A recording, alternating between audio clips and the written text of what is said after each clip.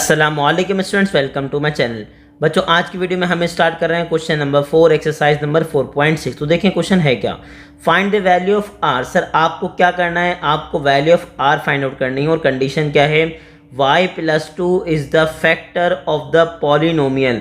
Sir इस polynomial का जो बेसिकली फैक्टर है वो कौन है, y+2 है। तो चलें स्टार्ट करते हैं। और अगर आपने हमारे क्वेश्चन नंबर 1, 2, 3 की वीडियो नहीं देखी तो मैं आपसे काइंडली रिक्वेस्ट करूंगा कि क्वेश्चन नंबर 1, 2, 3 की वीडियो देख लीजिए ताकि आपके बेसिक कॉन्सेप्ट क्या हो जाएं, स्ट्रॉन्ग हो जाएं।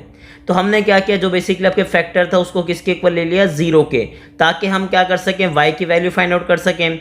तो बेसिकली +2 यहाँ पे आके क्या हो जाएगा, -2, और इससे मुझे क्या होगा, मुझे वैल्यू ऑफ y पता लग जाएगी कि सर वैल्यू ऑफ y क्या है, मेरे पास -2 है।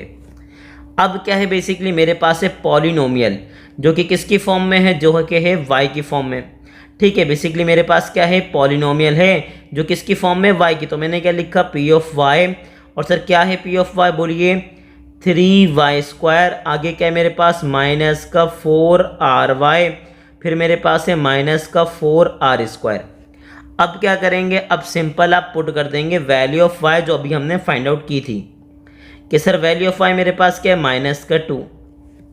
तो अगर वैल्यू ऑफ y मेरे पास -2 तो बताएं कंडीशन क्या होगी। उसने कहा सर जहाँ जहाँ y है वहाँ वहाँ क्या रखूँगा, -2।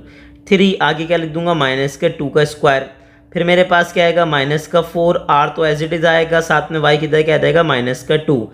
फिर क्या आएगा, -4r²।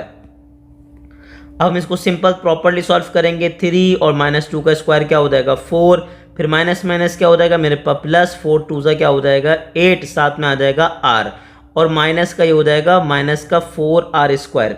इसको अगर आप फर्दर सॉल्व करना चाहें तो मेरे पास क्या आ जाएगा, 4 3 12 +8r -4r²। और लेफ्ट पे क्या चल रहा है भाई, लेफ्ट पे चल रहा है माइनस का बेसिकली p ऑफ -2। इसका मतलब बेसिकली रिमाइंडर मेरे पास क्या आ गया, उन्होंने कहा सर रिमाइंडर आपके पास क्या आ गया, पूरी वैल्यू रिमाइंडर है। अगर ये पूरी वैल्यू रिमाइंडर तो याद रखिएगा, यहाँ पे एक कंडीशन में बता दूं आपको, सवाल में उसने एक वर्ड यूज़ किया था। सर क्या यूज़ किया था कि y+2 क्या है, फैक्टर है। फैक्टर है किसका, पॉलिनोमियल का। तो फैक्टर बेसिकली होता क्या है सर, फैक्टर बेसिकली ऐसा नंबर होता है जो दूसरे नंबर को कंप्लीट डिवाइड कर दे। मिसाल के तौर पे अगर मैं आपसे 3 की बात कर रहा हूँ या 4 की बात कर रहा हूँ, मैं आपसे पूछ रहा हूँ कि बताएं 4 के फैक्टर। तो 4 के फैक्टर क्या होंगे, 1, 2 और साथ में क्या होंगे, 4। ये 3 ऐसे नंबर हैं जो 4 को क्या करते हैं, कंप्लीट डिवाइड करवाते हैं। और कंप्लीट डिवाइड करने का मतलब क्या है कि अगर आप इन तीनों से डिवाइड करवाएंगे 4 को तो रिमाइंडर क्या आएगा, 0।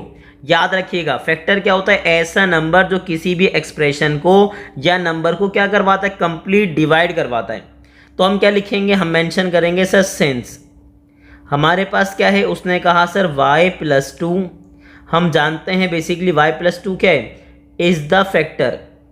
वो क्या है, फैक्टर है। सर फैक्टर तो है लेकिन किसका फैक्टर है, तो उसने कहा sir factor of p of y, जो बेसिकली पॉलिनोमियल हमने लिया है उसका फैक्टर क्या है, y+2 है। तो अगर y+2 फैक्टर है तो याद रखिएगा रिमाइंडर किसके बराबर होगा, 0 के।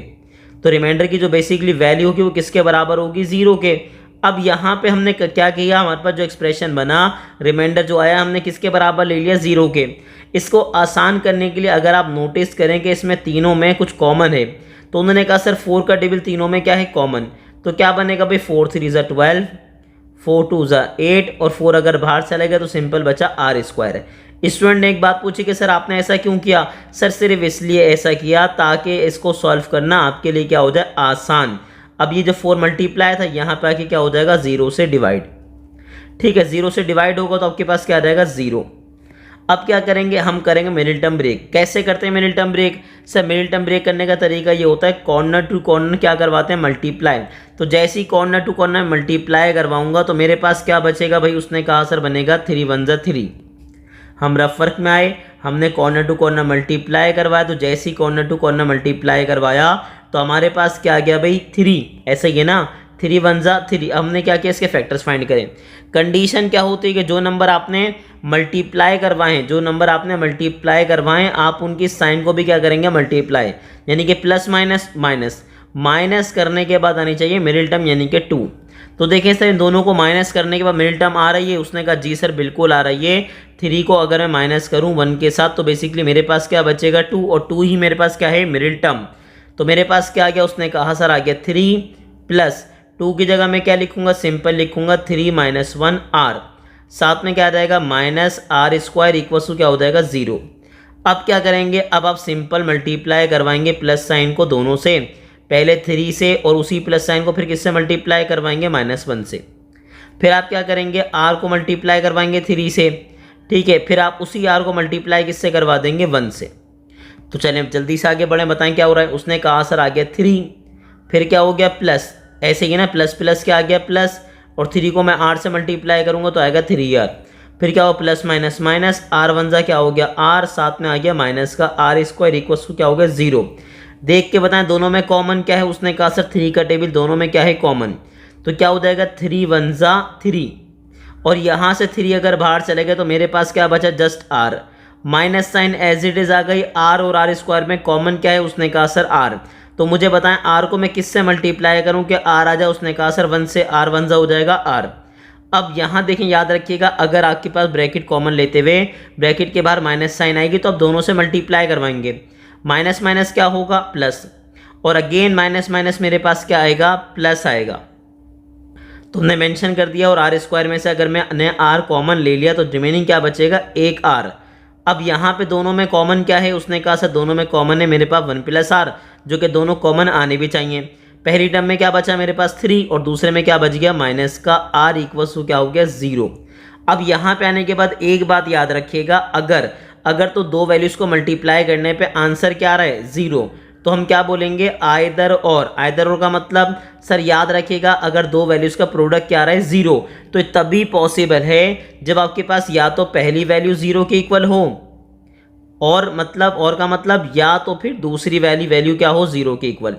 तो बताएं मेरे पास r की जो फर्स्ट वैल्यू आई वो क्या गई, उसने कहा सर +1 इधर आके क्या हो जाएगा -1, और सर ये बेसिकली आपके पास अगर आप यहाँ जाएंगे तो ये +3 उधर आके क्या हो जाएगा -3, और सिंपल माइनस से माइनस क्या हो गया कैंसिल।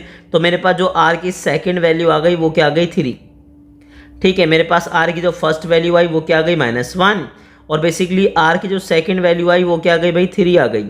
तो मुझे पूरी उम्मीद है कि आपको एक क्वेश्चन समझ आ गया होगा, लेंथी ज़रूर है लेकिन याद रखिएगा ये पेपर पॉइंट ऑफ व्यू से इंपॉर्टेंट क्वेश्चन है। आपको इसकी क्या करनी है, भरपूर प्रैक्टिस करनी है, और ऐसे ही इंफॉर्मेटिव वीडियोस देखने के लिए हमारे चैनल को लाइक करें, सब्सक्राइब करें, और ज़्यादा से ज़्यादा अपने क्लास फेलो से शेयर करें।